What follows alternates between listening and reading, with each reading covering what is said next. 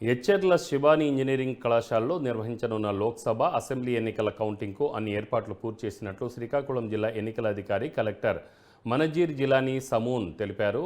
2000 మంది ఉద్యోగులకు శిక్షణ ఇచ్చి కౌంటింగ్ విధులకు కేటాయించామని అన్నారు. ఉదయం 8 గంటలకు కౌంటింగ్ అధికారికంగా ప్రారంభమవుతుందని, ఆమదాలవలస నియోజకవర్గం నుంచి తొలి ఫలితం, చివరగా పాతపట్నం ఫలితాలు వెల్లడించే అవకాశం ఉందని చెప్పారు.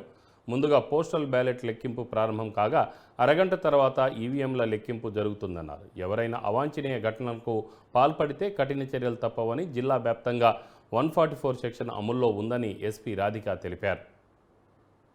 సో ఇప్పుడు లాస్ట్ మేజర్ స్టెప్ ఈ మొత్తం ఎలక్షన్ ప్రాసెస్లో ఆన్ 4th జూన్ ఆ స్టెప్ మొదలవుతున్నది.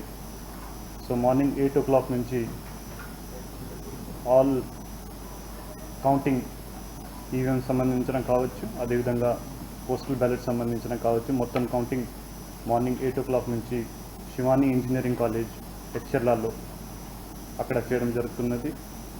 ఆల్ కాన్స్టిట్యున్సీస్ సంబంధించిన, అదేవిధంగా శ్రీకాకుళం పార్లమెంటరీ కాన్స్టిట్యున్సీ సంబంధించిన కూడా అక్కడే కౌంటింగ్ అవుతున్నది. సో కౌంటింగ్ కోసం ఆల్ అరేంజ్మెంట్స్ ఆల్రెడీ పూర్తి చేయడం జరిగింది. So separate counting hall AC కోసం, అదేవిధంగా separate counting hall assembly segment, parliament సంబంధించిన సెగ్మెంట్ కోసం కూడా పెట్టడం జరిగింది. దాంతోపాటు పోస్టల్ బ్యాలెట్ కోసం పార్లమెంట్ సంబంధించిన ఇంకొక హాల్ సెపరేట్గా పెట్టడం జరిగింది. ఎందుకంటే జిల్లాలో నంబర్ ఆఫ్ పోస్టల్ బ్యాలెట్స్ చాలా ఎక్కువ ఉన్నాయి, మాకు సర్వీస్ ఓటర్ నెంబర్ కూడా చాలా ఎక్కువ ఉంది compare to other districts. That is why separate hall దానికోసం పెట్టడం జరిగింది. సో టోటల్ 86 కంటెస్టింగ్ క్యాండిడేట్స్ మన జిల్లాలో ఉన్నారు.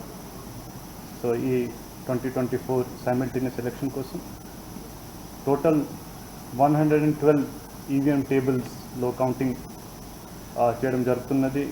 And 29 postal ballot tables for 8 assembly constituencies తాలూకా 112 ఈవీఎం టేబుల్స్, అదేవిధంగా 29 పోస్టల్ బ్యాలెట్ టేబుల్స్లో కౌంటింగ్ అవుతున్నది.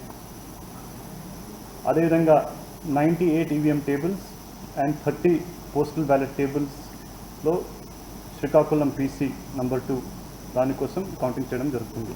అందరికీ తెలుసు ఇప్పుడు